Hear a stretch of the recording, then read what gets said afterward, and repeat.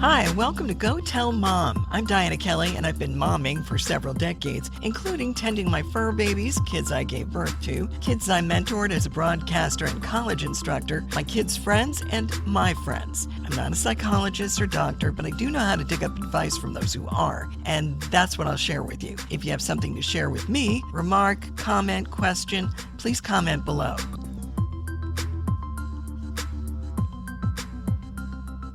So we'll start out with something that all families wrestle with, sleep.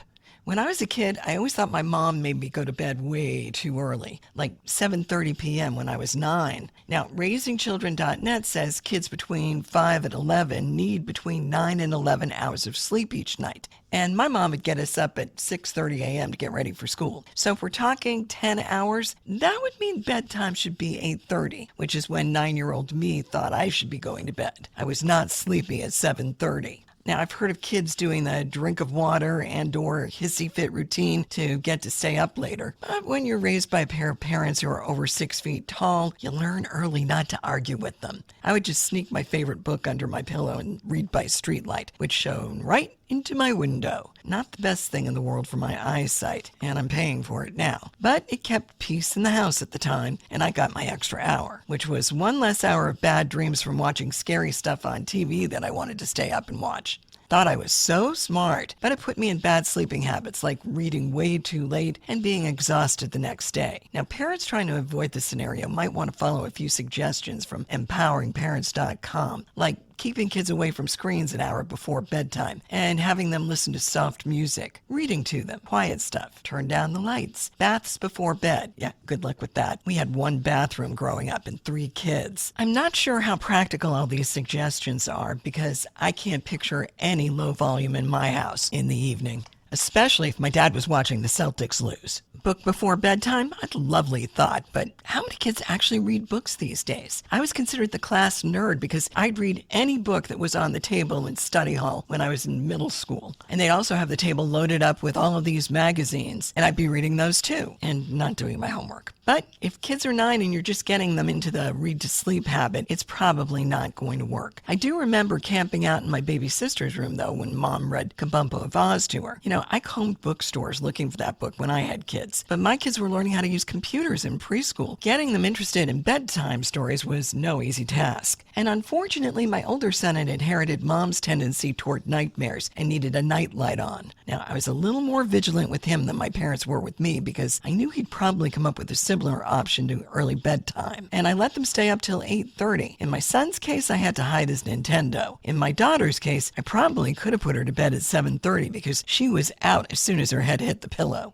At least, I think she was. Okay, so what hack do we have for the non-sleepers today? Instead of quiet time, try board games before bed. My kids, who are supposedly grown up now, love those. In fact, whenever they come over to my house and we're all together, we're playing Scrabble or Jenga or Yahtzee or whatever card game they come up with. No blue screens, which truly is the big problem today for little or big kids. They're playing with their phones. They're on their computer. Seriously, unplug them. Give them a chance to connect with you and their sibs and have fun. A cup of decaf hot chocolate, some cherry juice, which Healthline.com says is great for making you fall asleep, some warm milk, some chamomile tea. Once the game's over, they'll be ready to turn in. In fact, if they're losing, they might use bedtime as a reason to leave the game.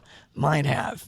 For me, as a now single mom post-menopause, I'm still finding it hard to fall asleep. I run a college radio station. I'm a college professor. I do contract work for a commercial radio group. Lots of blue screens involved for most of my day. And trust me, the longer the screens are on, the more I'm on those screens, the more difficult it is for me to fall asleep. I also have a kid in her first post-college job who likes to call me at 9:45 p.m. to ask advice or vent. I'm working on getting family members, including my ex, not to call me in the evening for venting, because as soon as I hang up, I know I'm not sleeping. I can't solve problems when I'm drifting towards sleep, and if they're not solved, they're keeping me awake. Now at 7 a.m., I can heal the world. I'm back from my morning walk with my dogs, cup of coffee in hand, chomping on a homemade scone, some Brewback or Wyndham Hill on my CD player, ready to greet the day. Good time to call. At 5:30 p.m., I'm back from my evening walk with the dogs, watering my garden while dinner heats up and my dogs chow on theirs, and I'm still in solutions mode. Good time to call. Anytime during the weekend, good time to call. But after 6:30 p.m., I do not want to deal with drama. I can't troubleshoot when offices are closed.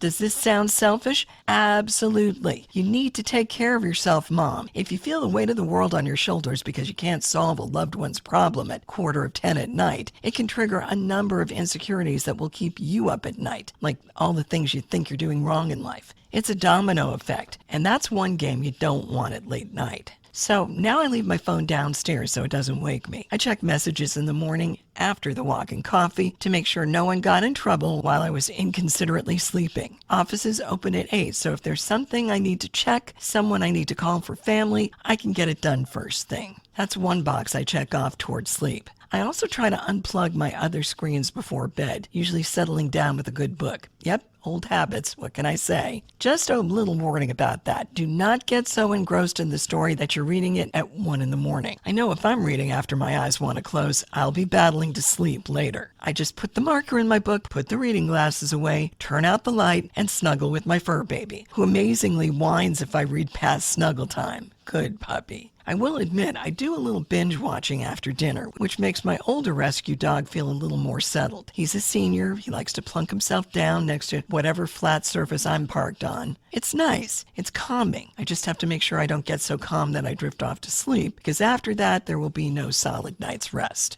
Falling asleep to TV on the couch, not a good thing. If it sounds like I'm being very vigilant about getting shut-eye, I am. When I don't have rest, I'm more likely to be cranky, more likely to do something klutzy, more likely to put off any projects I'd normally enjoy doing. Drivers who get 6 hours of sleep or less are a third more likely to have an accident on the road, according to sleepfoundation.org. And overly sleepy workers are 70% more likely to be involved in workplace accidents. I remember more than once fighting to keep my eyes open driving home from an event and being absolutely terrified when I realized I was falling asleep at a stoplight at a major intersection.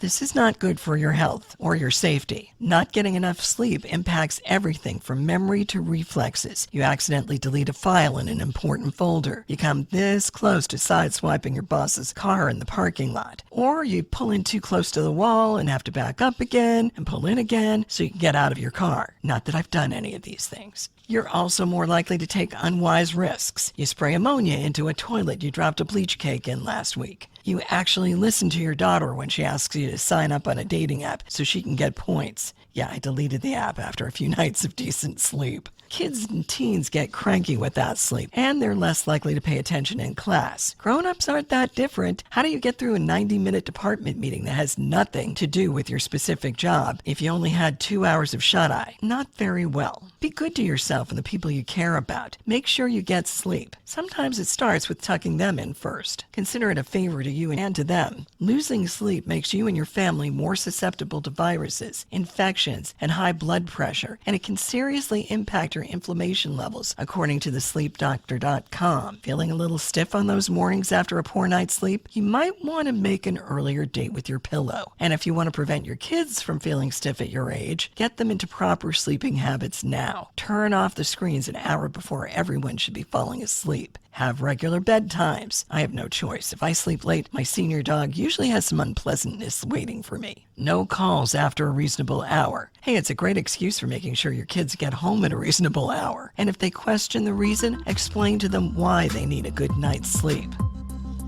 Hey, thanks for listening to this first episode of Go Tell Mom, where we chew on stuff that you talk about with your mom, or maybe not. I'm Dianna Kelly. If there's something you want brought up, something you want to add, comment below, and I'll be back next week.